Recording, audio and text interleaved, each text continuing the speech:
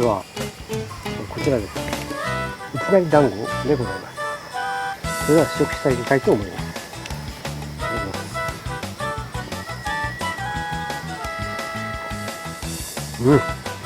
美味しいです。中にさつまいもがありまして、その上にあんこが乗っておりまして、その周りに生地が巻いて蒸してできております。生地がですね、ちょっと塩が入っているので、こう甘みとしょっぱみがあって相まって非常に美味しいです。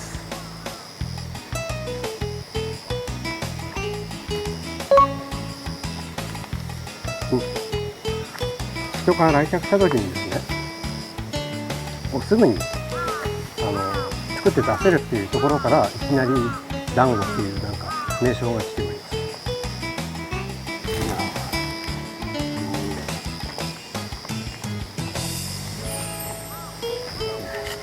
こういう見ながら食べます。紅はるかという種類の芋を使って調理してます。かなり甘いです。素材の味だけで甘みがあって、さらに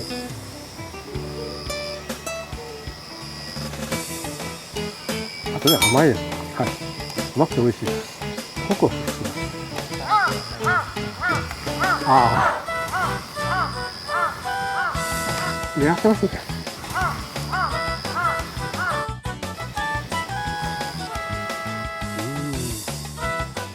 紅はるか、秋の収穫、大満足。ごちそうさまでした。